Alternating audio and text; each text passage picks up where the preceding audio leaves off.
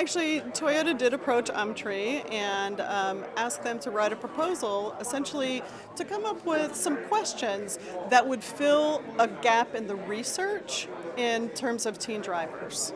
This study is actually pretty different from some of the other things that we've seen recently. They really were eager to do a survey of teens and parents and were open to what would be the most important topic. So they provided a wonderful opportunity to learn more than we could have otherwise.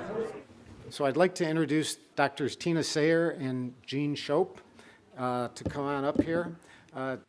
Tina is from Toyota Technical Center in Ann Arbor, and Jean Shope is from University of Michigan in many different roles. Public health, Umtree, and probably a few others that I don't know about. So.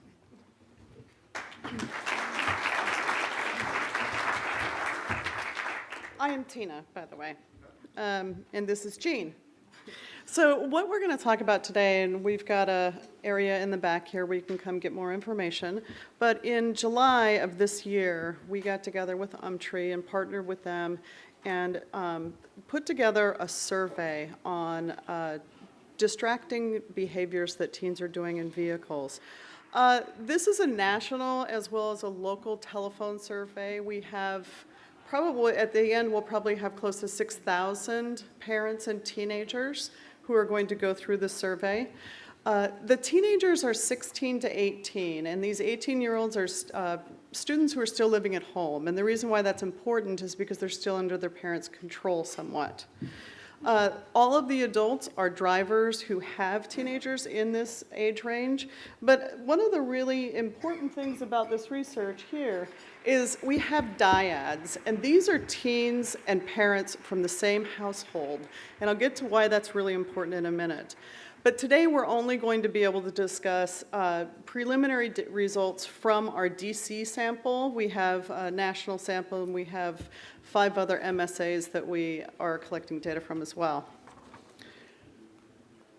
So the ideas that we're looking at in this survey are frequency of potentially distracting behaviors. So we're going to be asking for self-report of this information. We're also asking about how parents and how friends approve or disapprove of actually doing those behaviors. And this actually goes directly toward how the teenagers are forming the social rules, the unwritten social rules or the norms of how they choose to behave in these situations. And then this last point here is, I think, one of the most interesting. And this is when the parents get to say, I think my teenager does this. And then the teenager gets to say, I think my parent does this. And then we actually have data about how they actually rate themselves. So we're going to be able to see whether those parents are really have information about the actual teenager that they own. So some of the behaviors that we're going to be talking about are non-technology specific, so grooming, drinking, eating, reading directions, vehicle controls we're going to add in there as well. We have entertainment types of tasks, so we want to know if they're playing video games like Angry Birds while they're driving, or if they're playing with their feedback, or if actually even if they're reading books. So that's kind of our entertainment category. The last category is essentially cell phones. So we're looking at cell phone tasks as well as, texting and those kind of things. So at this point, Jean and I have a little different type of presentation today. We're going to present some questions to the audience, and we're not going to give you the answers. You're going to have to come back and talk to us to get the answers. And then there'll be a quiz at the end, right, after you've gotten all the answers. We're really excited to have these data coming in just now, and we're taking a peek, as Tina said, only at the DC area data. But there are some interesting questions we are beginning to have answers to in a preliminary way. One thing you might be interested in is how many teens have their own vehicle. Either they own it or they have total access to it. This is an important issue because we know it relates to their safety in driving.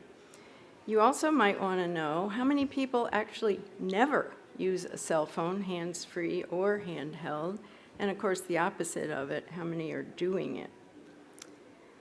There are other distracting behaviors. You might want to know which ones the DC area folks are doing most frequently, and do the teens do those same things or different things? There's one behavior that teens do 6 times more often than adults do. And further, there are some behaviors that both teens and the adult drivers do pretty minimally. And then there are some behaviors that the teens do considerably more than adult drivers, and vice versa.